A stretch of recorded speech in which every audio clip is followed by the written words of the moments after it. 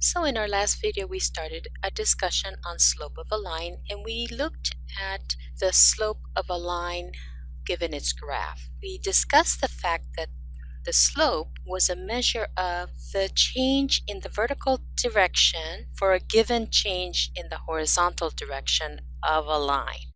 And we talked about it being a ratio, vertical change over horizontal change, or change in output over change in input. So in this video, we are going to start with not the graph, but we will start with two ordered pairs that are on the line, and we're going to compute the slope of the line between those 2 points. And what we're going to do is we're going to use what's called the slope formula.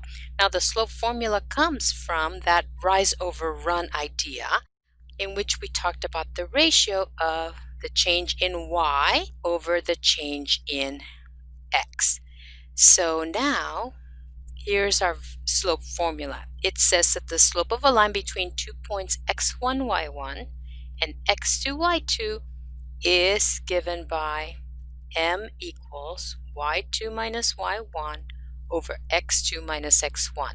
So notice how we have taken the difference of the y values, and that's the numerator of the slope ratio, and then the difference of the x values is the denominator of the slope. So we're going to try that right away with our first example. Notice we've got these two ordered pairs, 1, 3, and 4, 9.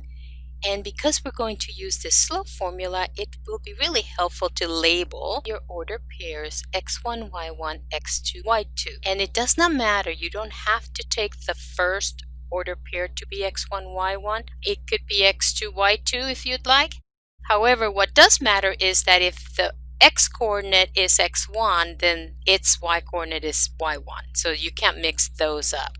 So I'm going to just put the order pairs in order, and then I'm going to replace them into our slope formula, which says, and I'll remind you, that we're going to take the difference of the y-coordinates over the difference of the x-coordinates. So y2, which is 9, minus y1, which is 3, over x2, which is 4, minus x1, which is 1.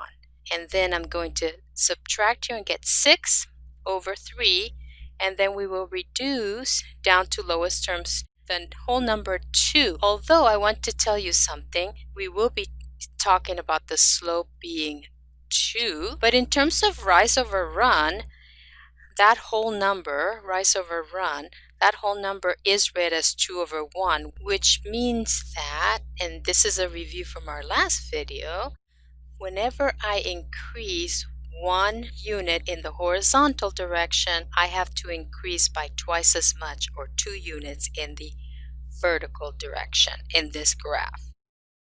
So the slope of the line is 2. Let's look at problem number 2. We've got another 2 ordered pairs here. Again, we are going to label x1, y1. I recommend that if it's your first time or if it's been a while since you've used this slope formula, that you go ahead and label those. And then replace your y2 minus y1. So difference of the y values in your numerator. Now be really careful with signs here, because some of the errors that we instructors see with this formula tend to do with signs. So difference in the y's over x2 minus x1. See how I put here minus the negative 2 so that I wouldn't miss those two negative symbols next to each other. And I will go ahead though and change those to a plus. So now here on the numerator I have a negative 5 over 5. So this slope is negative 1. So what does that mean? Again, rise over run.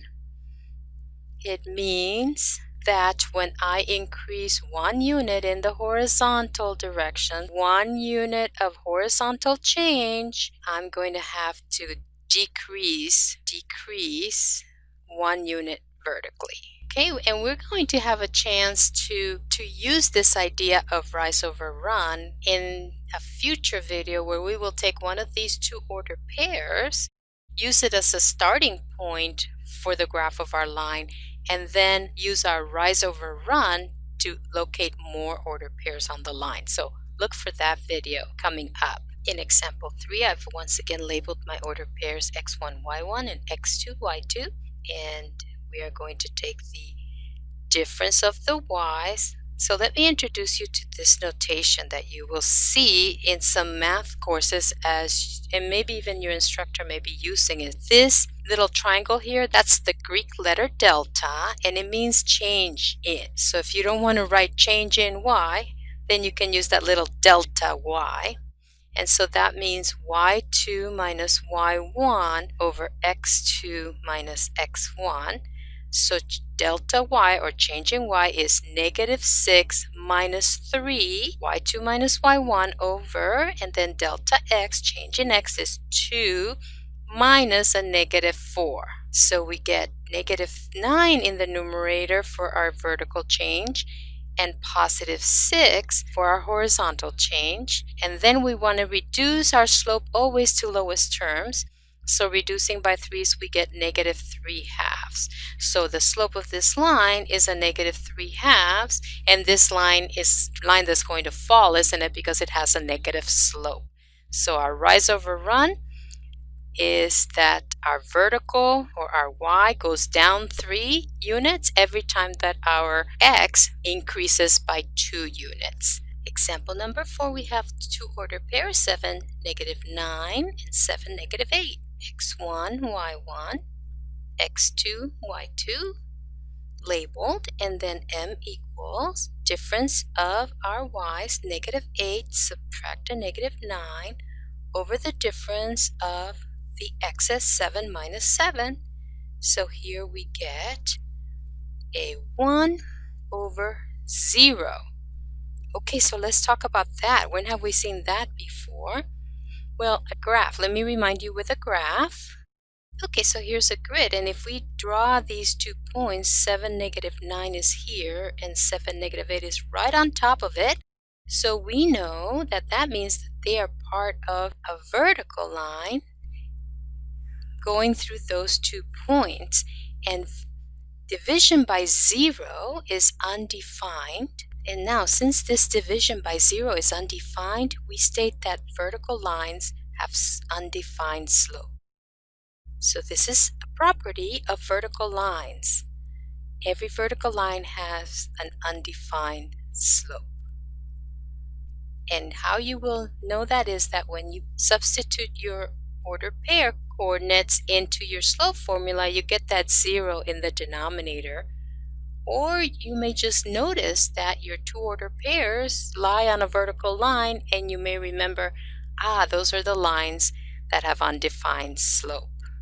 So our last example here, we once again label our point, and we are computing our difference of the y's, which is -10 subtract a -10. Oh, there's something happening there, right? Over the difference of the x's, 5 minus 6. So I'm going to get 0 over -1, or just 0, right? Now, what does this line look like? Is this the same line as the last line that had an undefined slope? So here's my grid, and I'm going to graph 6, -10 is down here, and 5, -10 would be right next to it, right to the left of it. So we know that these 2 points lie on the same horizontal line, don't they? So after I graph my two ordered pairs, they lie side by side, which means that they lie on the same horizontal line. And horizontal lines have slope of 0. So see, we're getting an answer here when we did our computation that our horizontal line had a slope of 0. And it turns out that this is a property of horizontal lines. They have slope equal to 0. Don't get the vertical line slope that's undefined confused with the 0 slope. The 0 slope is saying that there's no tilt to the line, that no matter how far you move horizontally along your line, you are not going to have any kind of a rise, right? So no matter how far you run along this horizontal line, you will not be rising in any way. So that's a 0 rise, so that's a 0 slope. So your job right now is, while you're practicing these problems, memorize that slope formula. Find a way to remember the slope formula for future work.